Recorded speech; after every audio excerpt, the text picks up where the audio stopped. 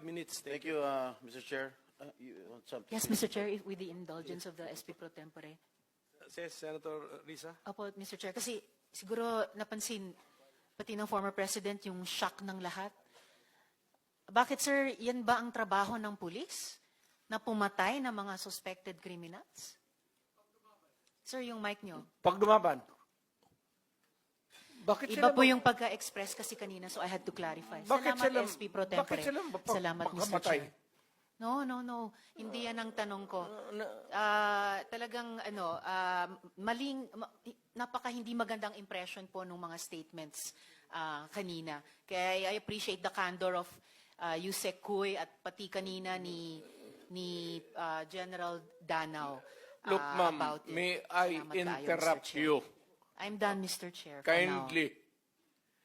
Go ahead, Itong sir. mga to, ma'am, galing ito ng mga sa Academy PMA. Hindi ito mga bubo. Hindi rin ito papayag na utusan mo ng illegal.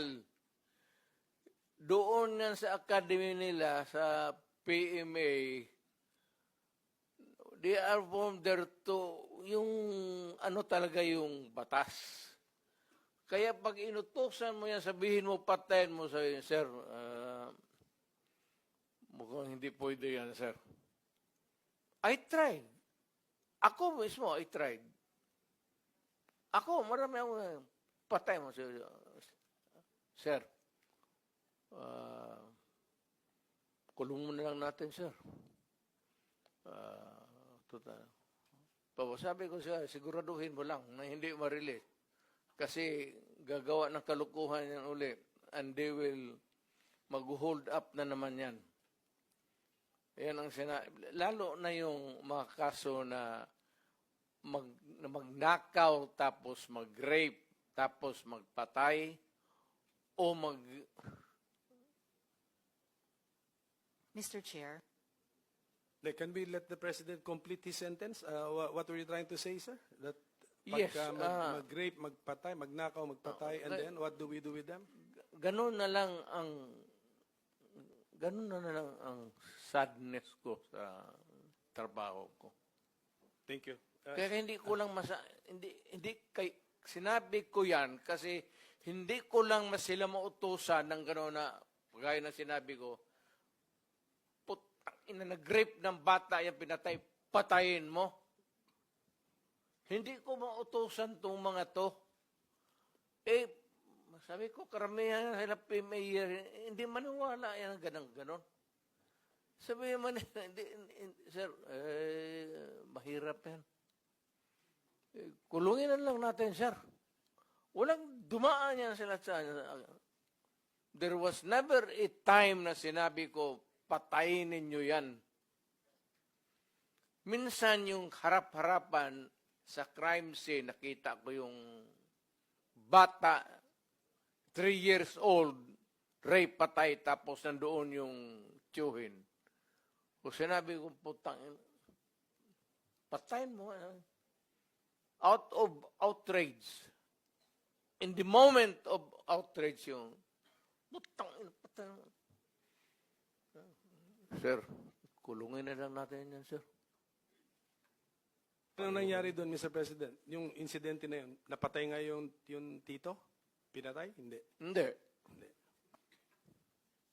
Mr. Chair. Yes, Senator Risa. Alam na alam ko po na matatalino mga taga-Philippine Military Academy. Hindi po yan ang issue. Ang kinaklarify ko po ay kanina sinabi nyo na in-encourage nyo ang PNP na i-encourage yung suspect na lumaban. Yes. Para mapatay, para Yes. masabing nanlaban. Correct. Correct. Para That was a very ma-minimize. incorrect. Correct, yes. Very incorrect po, if Yes. I may say as a It's not civilian, a- sa well, professional police. It Salamat depends kayo, on, Mr. Chair. ano na natin yan, ma'am. That's your view, that. It's not my Hindi view ka only, Mr. Chair. dumaan Thank you for hindi ka putting it on dumaan record. Pagka-mayor, pagka-prosecutor. Ako, alam ko, dumaan ako, prosecutor, mayor, presidente, alam ko ang trabaho ko. Yes, Yan salamat ang kayo, totoo Mr. dyan. Chair. Hindi ka nagdala ng syudad eh. You never Totoo had po, a Mr. chance Chair. to solve the problem of a community. Thank you, Mr. President. Thank you for Senator, putting it on Hindi record, tayo Mr. Chair. magkaintindihan dyan. Senator Estrada has the floor. Thank you, Mr. Chair. At Alam kung niyo, pabalikin ako, sir, gagawain ko uli yan. Dublado. Your Honor, silence, please. Osaa, silence the gallery, and those who will do that again, exclude them from the hearing hall. Gallery, please do not encourage me. Okay, Mr. Stay President. Okay, Mr. President, it's now Senator Estrada who has the floor. Thank you, thank you. Thank you, Mr. Yes, Chair. sir. Alam niyo po, nag-mayor din po ako ng San Juan, kaya I know where the former president is Marami coming ka rin from. siguro pinatay, sir. Alam ko.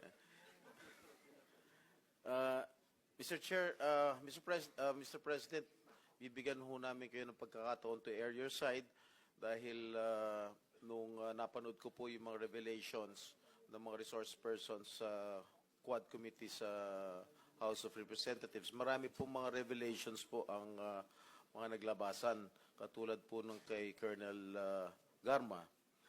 Ang sabi po niya, she received a call from you sometime in May 2016. Can you confirm this, Mr. President? Ay,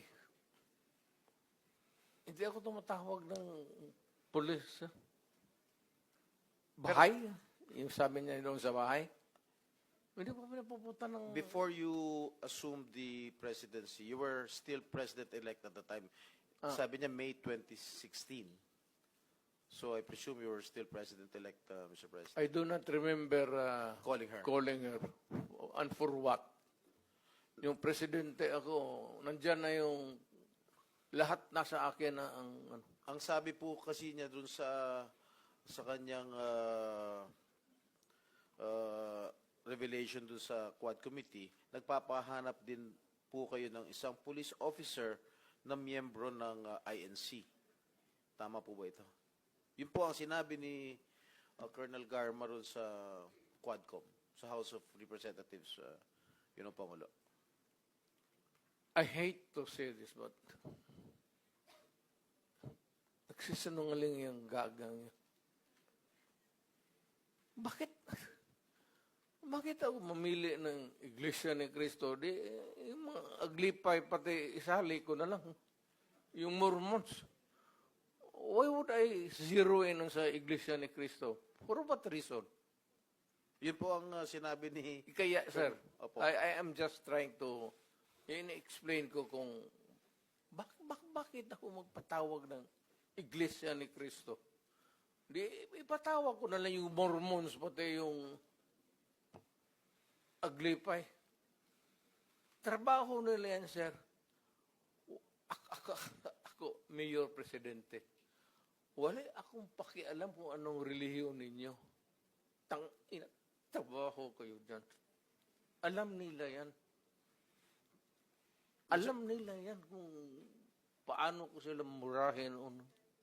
Do not give me that shit to putang.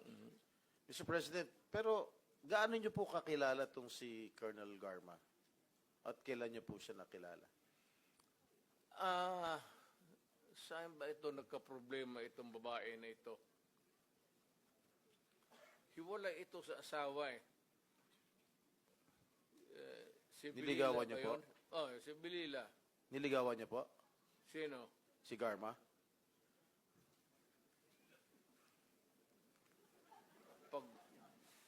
Kung wala na siguro akong ibang makita siya.